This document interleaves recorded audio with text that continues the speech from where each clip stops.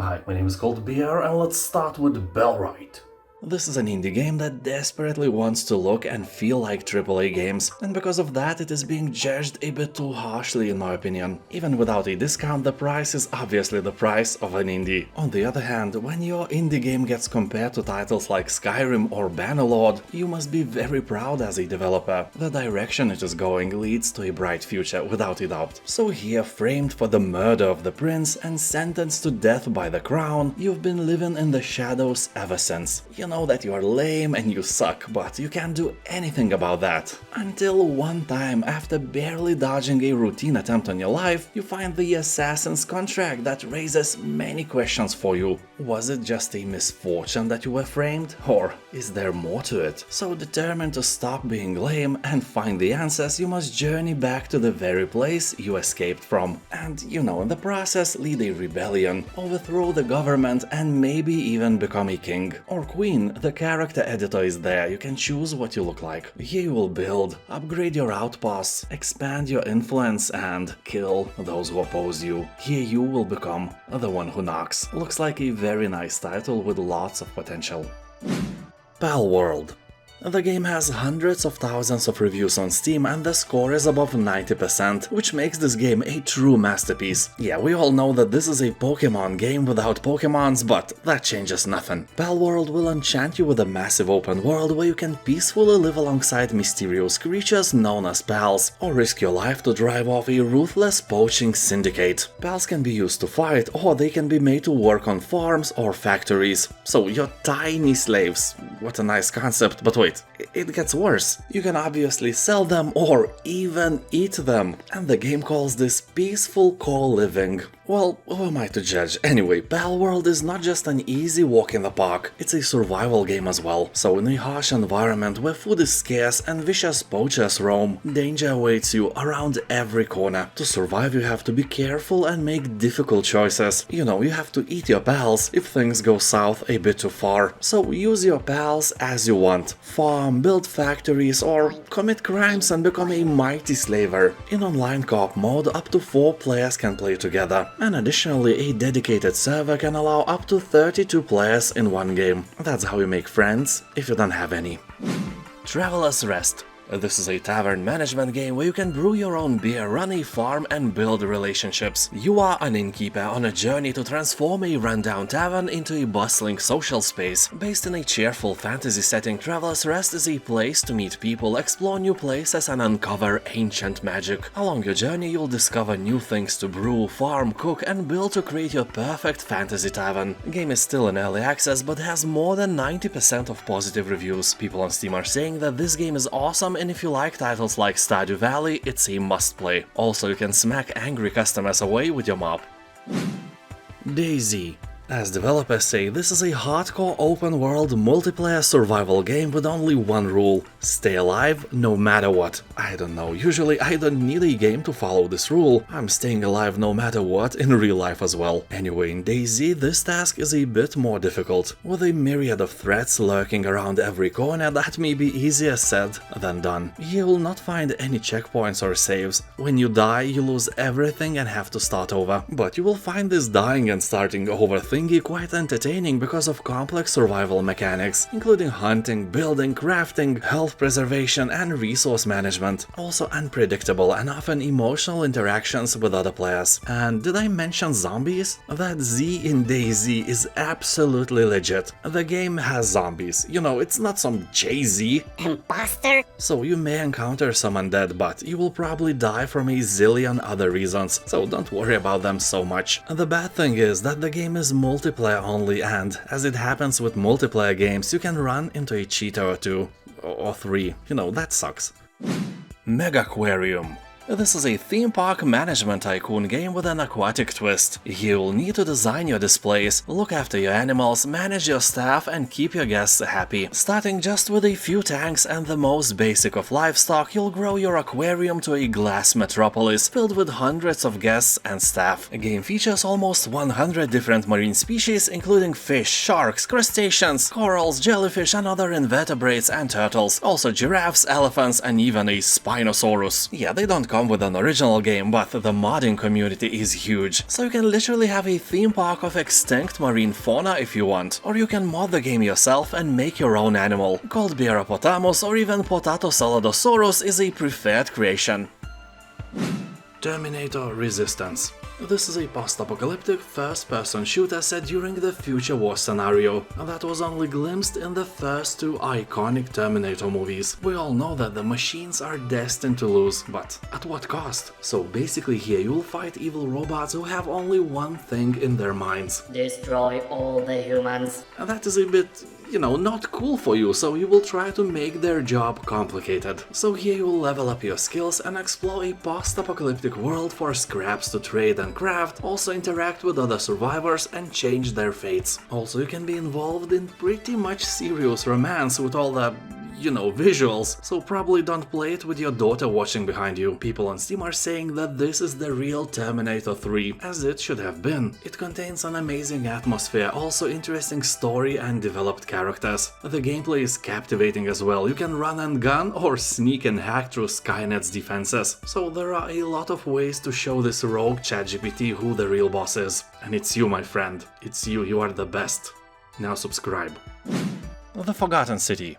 This game, as a lot of gamers point out, is a Groundhog Day in an ancient city. The mechanic here is simple: everyone around you is dying for unknown reasons and you have to stop it. If you fail, and you will fail more than once, you can just go to the portal and restart the day over and over again until you solve the problem of dying so nobody dies anymore. If you think about it, this is a roguelite game, just story-based instead of combat, and it's really one of the best adventure games there is. I'm not gonna lie, if you go to Steam you will see the overwhelmingly positive review score. Also, fun fact, this game started as a Skyrim mod a long time ago and it was so well received it became a separate kick-ass game.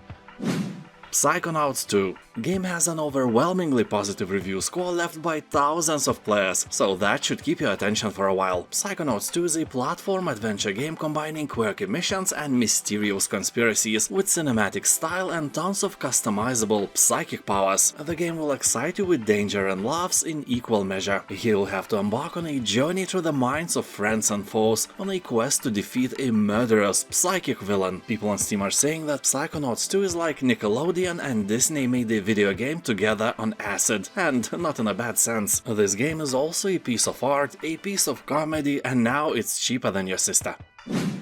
Ancestors Legacy. This is a real-time strategy game influenced by historical events of the Middle Ages. Ancestors Legacy combines resource management and base building with large-scale squad-based battles across vast battlefields. It is all rendered in great detail with Unreal Engine 4. You'll experience medieval bloodshed and can enjoy a cinematic action camera that puts you right in the middle of the battle. People on Steam are saying that Ancestors Legacy is easy to learn and it's like chess. It involves a lot of strategy, so the more you play, the better you become. Basically here a lot of options to crush the enemy lie in the plain sight, but only the master strategist can see them all. So the more you play, the easier the game will seem. Or not, we all have our limits and sometimes our limit is below the requirements of a victory. Hogwarts Legacy. I had a lot of fun playing this game, although I bought it with the idea of playing it a bit, making a review to my channel and forgetting about it. Well, turns have tabled while I played it. It was so much fun to explore the land and meet various characters, I refused to convert it into a job. So I just played the game for my own pleasure and completely skipped it on my channel. All in all, Hogwarts Legacy was one of the few games that actually survived the hype train and never crashed anywhere. The game has above 90% of positive reviews on Steam, and I would give the game 10 cold beers out of 10 without much thinking. The world is very detailed, quests are handcrafted and fun, magic truly feels like magic, and the world is really open. Although the map is shaped like a bow, very narrow and long. But that's maybe a thing of a lore. I don't know, I have never read the books, only seen the movies. Only thing that actually spoiled the game a bit was how soon I got the ability to fly. That absolutely crashed the exploration on footpath. Flying in Hogwarts is awesome, but I would have given this ability way later in the game. The variety of enemies also could be wider, but hey, it's a great game, you have all my recommendations. The Dungeon of Naheulbeuk, the Amulet of Chaos. This is a humoristic approach to the serious CRPG genre. The story and whole game is based on a classic humoristic French radio show, so it's filled with French humor. You know, everything is about the baguettes and Eiffel Tower. Also, if you are British, for you this game on Steam costs a few times more than for everyone else, and by buying it you must accept the terms that you agree that France is a way more developed country than United Kingdom is. Then you get a 10% discount. Well, that is of course not true, that was some Lithuanian humor for you, but I guess they could really implement that as a joke as well. Anyway, here you'll find exciting battles with creative support mechanics between team members and an adaptive difficulty system, from an accessible and fun story mode with simplified combat to the nightmare mode, where the smallest tactical errors will doom you. Here you'll also encounter more than 100 enemies and epic boss battles. And you know, not every game must have a serious story, sometimes we all need to relax, and this game might be just it. Rising Front.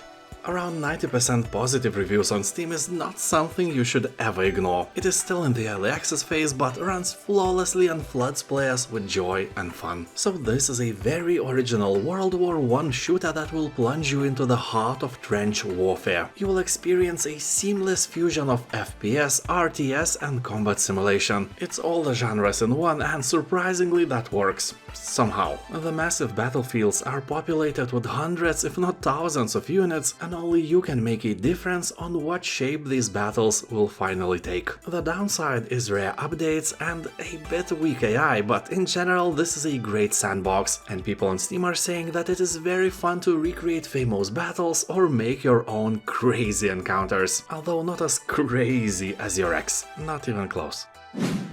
Tales of Iron. Set in a grim dark land plagued by war, the game is a hand-drawn RPG adventure with punishingly brutal combat. As an heir to the Rat Throne, you must restore your broken kingdom by banishing the merciless Frog Clan and their ferocious leader. As you explore the deceivingly charming world, you'll encounter a cast of unique companions ready to aid you in your adventure, and you'll need all the help you can get, because to be honest, you suck, and with companions, you suck less, so any help you get is great. Whether that's a new potato salad recipe, blueprints to forge deadly weapons and armor, or even a land-chugging armor-plated mole-mobile. Title has about 90% of positive reviews on Steam, so it's fair to say Tales of Iron is a good game.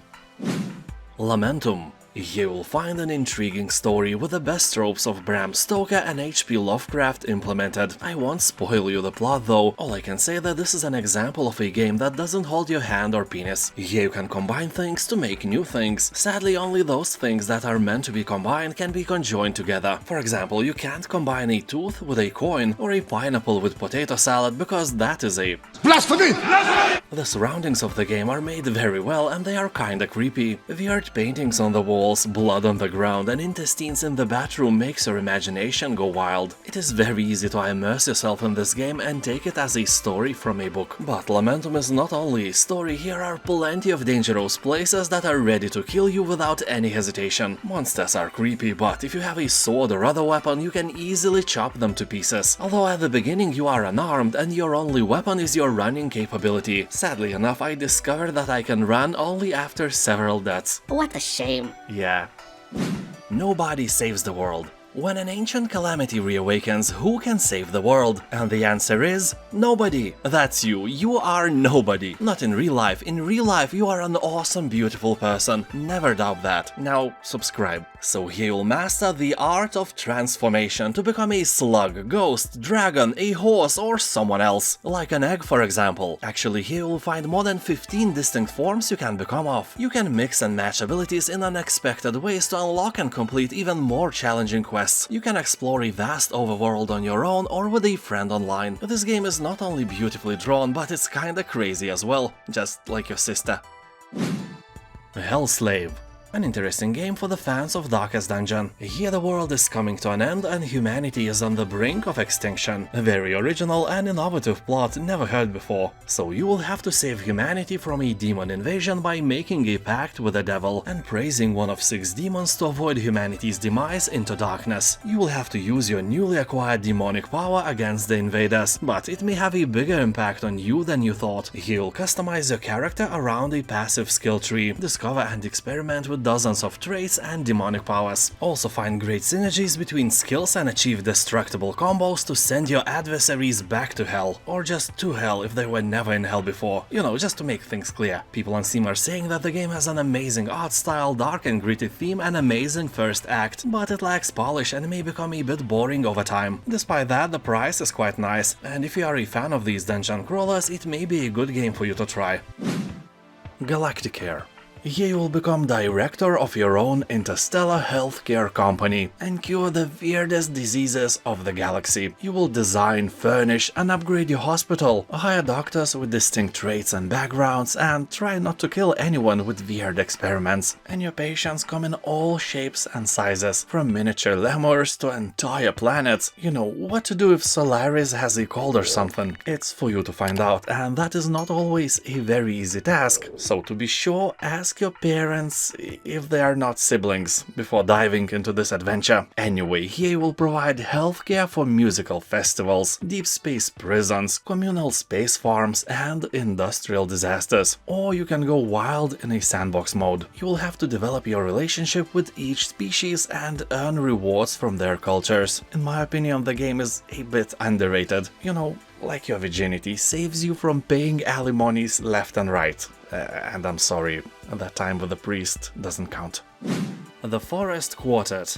This is a puzzle adventure about a gone but not forgotten lead singer. You will play as a spirit and travel around the inner worlds unique to the members of your band for a final concert. Face their emotions, solve puzzles and fight the corruption plaguing their souls. To be honest, this is a very odd concept. Why all of the band members, including you, are dead? Some terrorist attack? Car crash? Drugs? Pineapple in their potato salad? We will never know. Well, that is not true. I just never played the game. Maybe it will explain everything for you in the first 2 minutes. Anyway, more than 90% of reviews are positive, so if you like puzzles and calm, relaxing games in general, it seems like a great pick for you.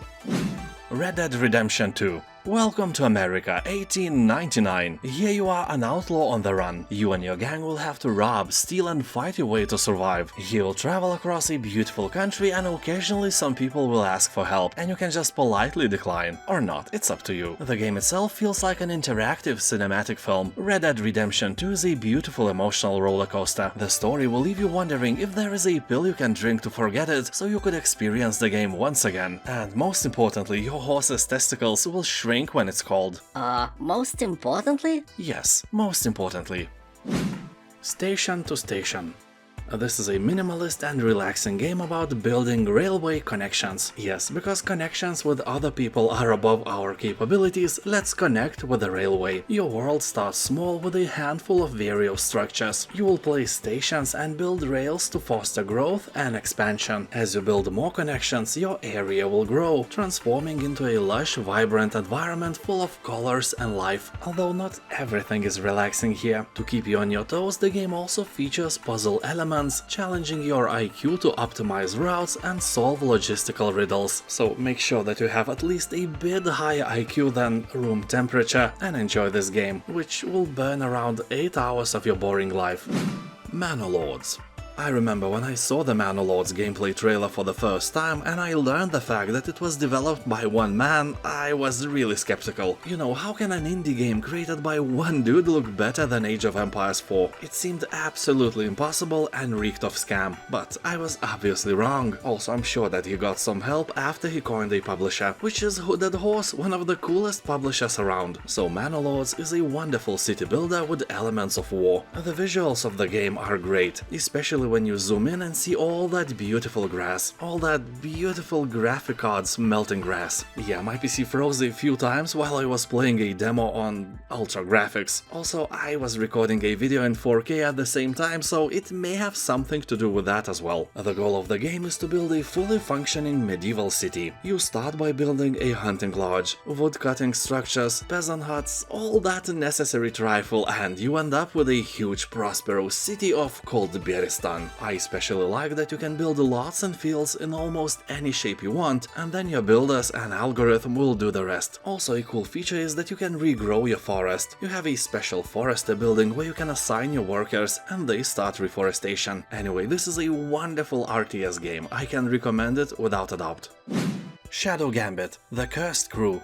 The terrible curse of lost souls haunts the mysterious island chain known as the Lost Caribbean, which is under the control of the terrible forces of the Inquisition. They despise all that is supernatural and use soul-devouring fire to hunt cursed pirates. And you are in charge of those, so that's not cool. Anyway, the game is made by the same bunch of people as Desperados 3 and Shadow Tactics titles, so I can assure you that the level of awesomeness is pretty high here. Anyway, here you'll sail on a sentient cursed ship, which will act as your base of operations. You'll hire new crew members, pick missions to embark on, and do many other nitpicky piratey things. I was really impressed by the tiny details of the ship. Its design is absolutely awesome. A lot of time was invested in making it, although I didn't like the controls of the camera. I didn't like them at all. If I had to rate camera controls of this game in a range from a pile of snot to an awesome exploding supernova, these controls would be somewhere where the dandruffs are, so not so far from a pile of snot. But the combat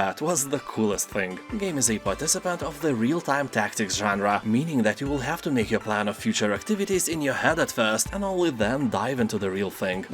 Interstellar Space, Genesis. Here you will build a prosperous galactic empire and colonize the vastness of space, or, you know, fail miserably and be colonized by aggressive alien species before going extinct. Anyway, the game takes classic turn-based space forex strategy mechanics, adds in a few twists of its own and merges everything into a truly interesting specimen. So here you can play as one of 6 original races, each with their own abilities, advantages and backgrounds. You can also design your own custom races, with their own creepy or cute worlds, racial traits and unique game-changing abilities. The game has a very positive review score, so if you like 4X space strategies, that is a great choice.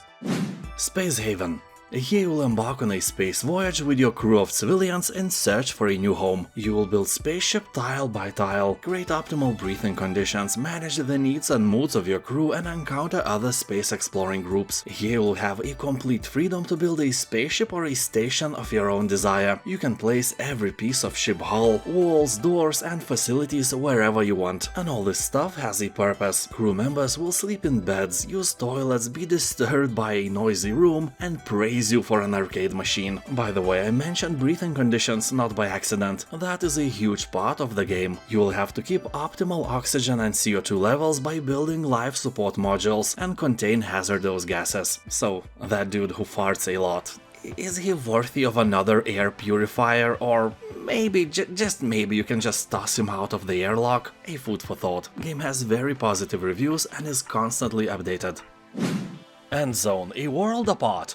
A group of terrorists blew up nuclear power plants around the globe and plunged the world into chaos. Only a few were able to escape into underground facilities called the Endzones. Well, in the real world, if that happened, it would suck, but it wouldn't be a civilization-ending event. Anyway, this is a game. 150 years later, mankind returns to the surface and, surprise, surprise, under your command. So, poor humanity is doomed. I'm sorry, no offense. Okay, a little offense. Here, in an extremely hostile environment full of radioactivity, contaminated rain and vicious climate change, you will have to prove your worth as a leader. Good luck with that. So you will have to build a settlement, gather and refine resources, send expeditions to forgotten places, and much more. People on Steam are talking that the game is really fun if you like city builders, but it has complex UI system and the lore part is really weak. Also, the game is really hard. Anyway, 77% of players who try the Endzone are recommending this game for you.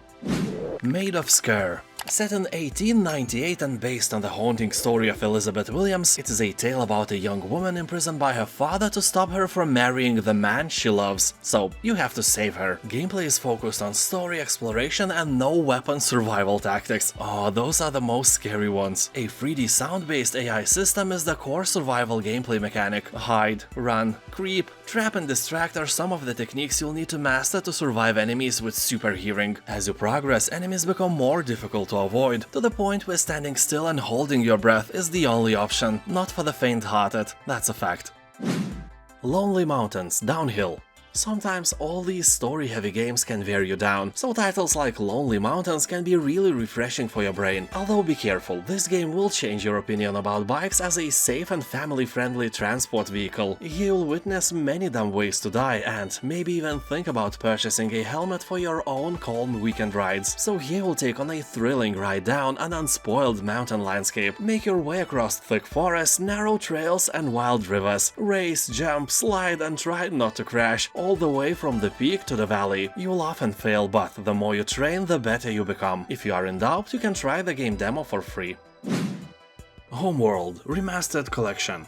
€3 for this classic goodness? Count me in. Pack includes both first and second remastered Homeworld games and Homeworld Remastered multiplayer. I don't know if someone actually plays it, but after this sale there should be at least a few people that can humiliate you in 1 versus 1 battle. You know, there are at least 90 people at all times who play this game, so some of them may want to try their luck in PvP as well. Here you can build more than 100 spaceships, enjoy them in 4K resolution and entertain yourself with mod support and mod tools.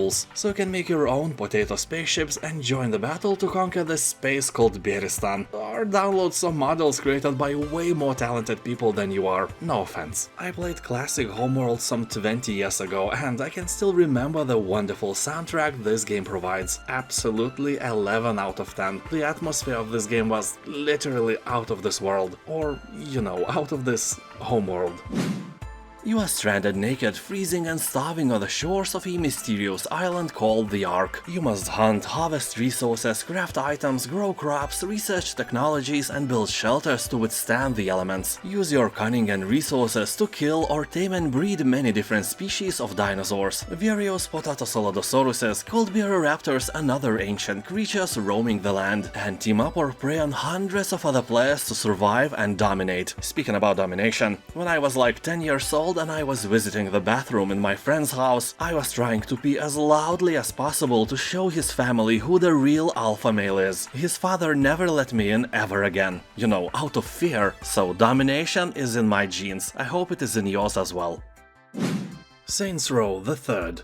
This game is crazy, and trying to make sense explaining the plot would be crazy as well. So, let me try. You belong to a small, powerful gang of dudes. Long story short, you lose control of the city to a dangerous criminal organization and have to fight back to reclaim it. Yeah, kinda like that. Overall, the game is about rising to power amidst chaos and ridiculousness. Yeah, that word you will use a lot, because I doubt there are more ridiculous games than this one. Okay, maybe there are, but Saints Row the Third is definitely in the top 10 of any ridiculous list. So anyway, enjoy the mayhem you cause here and have fun. And now thank you for watching, have a nice day, and I'll see you next time. Also subscribe, bye. Yeah, subscribe, do it now. It's not a suggestion, it's a law.